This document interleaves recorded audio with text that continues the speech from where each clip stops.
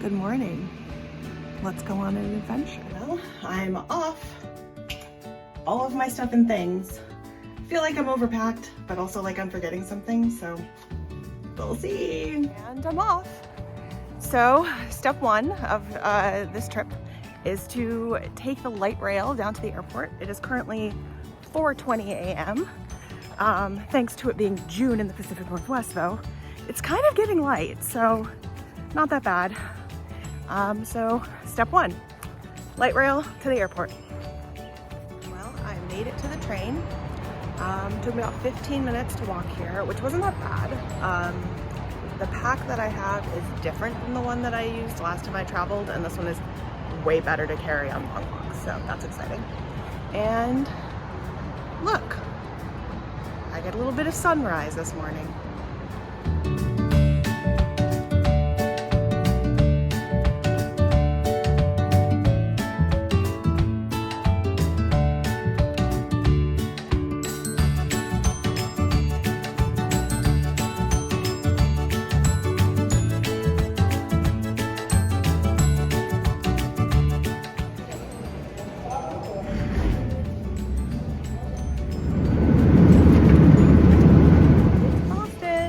Waiting for my bag now.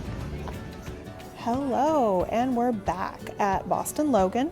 It's actually been a little over a week since the last time I turned on the camera, or at least for the purpose of this vlog. So I've spent the last 8-ish days with a good friend of mine and her family. It's been a long 3 years since we've seen each other due to the pandemic, so it was nice to catch up and kind of have that time together.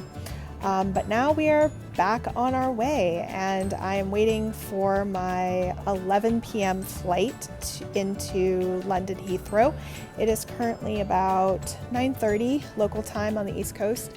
I've been here since 8, and thanks to a pretty dead airport, like there's a reason I'm sitting here without a mask on, and it's because there's nobody around in hundreds of feet, or not hundreds of feet, at least 100 feet in either direction. So I'm feeling pretty okay about sitting here like this. But anyway, I'm about to get on a flight I think we board in about an hour or so. And then I'll land in London at about 11:30 in the morning local time. And I will take several different trains and metros and things of that nature to get down to the seaside town of Eastbourne. So that's the kind of long and short of it, where we're headed. So let's go.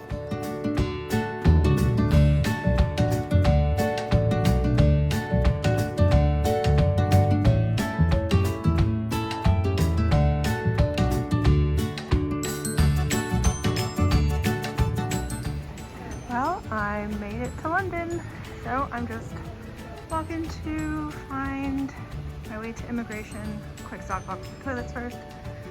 Plane I was on. And I'm feeling pretty okay, relatively speaking. I'll let you be the judge. No sleep, no sleep. Well, I made it. Got my baggage, everything showed up, thank God. Still have a little trauma from that when it didn't about a few years ago, but I'm all loaded down, hoping that eventually I'll have less baggage.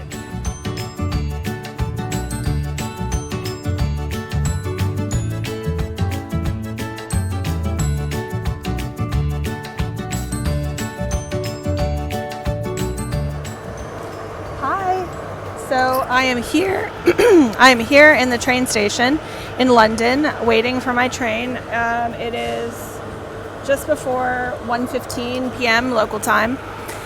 So I have about 45 minutes or so before my train, so I haven't eaten anything in like a really long time. So I decided to go into a Marks & Spencer's, which is, they're a grocery food chain, but like they have these little convenience store type things all the time, and they do these like little sandwich chip meal deal things. So I went in there and got one of those. Not really hungry, but I figure I'll want food at some point, and so better to have it than not to have it. taking a little bit of a mask break. This train station is open air, which is kind of nice, so I feel a little bit okay doing that. Yeah, other than that, I've been making my way here from the airport, and now I will hop this train and end up down in Eastbourne, which is on the southern coast of England.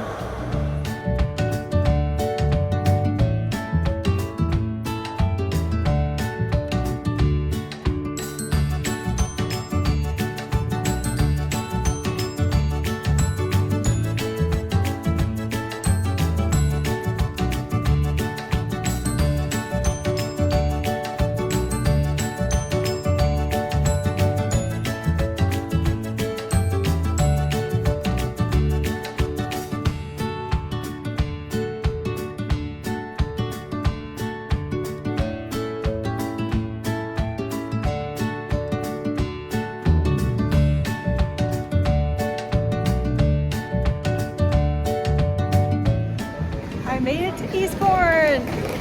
Finally! I can already smell the salt air. Well, go see if I can find where I'm staying. Walking down the main road, bunch of shops, some British flags. Very seaside, little sound city thing. Well, I'm still looking for my B&B, but I found the beach. So, pretty excited to be able to explore this a little bit more in the next few days. Now let's go try to find where I'm going to sleep. And I found it. It's this yellow building right here. Seabreeze Guest House. Here's just a little tour of my room. So you come in the door, a little sink, bed, bedside table, a little desk with some coffee and tea stuff, TV, heater that I will very much not need, a little closet. And that's it. That's exactly what I needed. So I decided to take a little bit of a walk down to the pier and the beach. It's really pretty. I mean, everything's kind of closed right now. I think most of it has to do with it. It's 5:45 p.m. But I also wonder how much, like, the pandemic and the season and all that stuff's affecting things. It's super pretty down this way, though. I think I'm gonna go explore that direction tomorrow.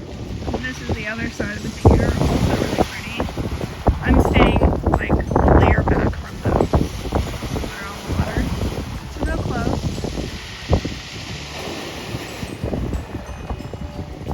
I think I'm gonna walk to the end of the pier just to see what's out there.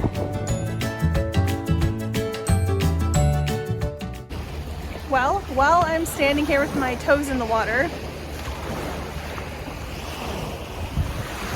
almost. I thought I'd give a few first impressions of this little town. Well, it's not really that little. When I first started planning this to come here, it was back in 2019.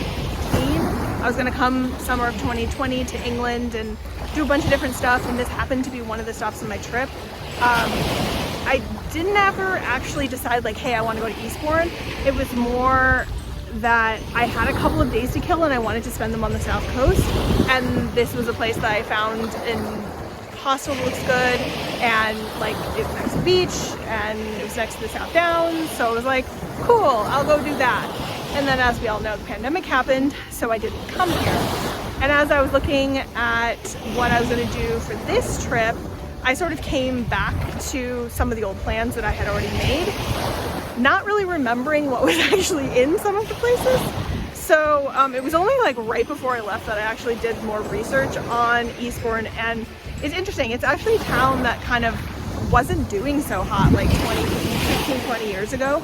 And in the last like 5-10 years, there's been a lot of immigration, like a lot of immigrants settling in Eastbourne, which has really revitalized the community. And you can totally see that just walking around. Like, it's way more diverse than any other seaside town that I've ever been in England.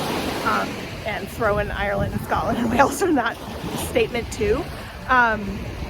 But it definitely still seems like it's still trying to like establish its own identity, and there's a lot of like renovation and like rejuvenation work that's clearly going on here with buildings and businesses and things like that. Like here, I don't know if you can see from this angle, but there's a building over here that's completely scaffolded, because they're like doing work on it or whatever. So it's definitely a place that is, I think, changing.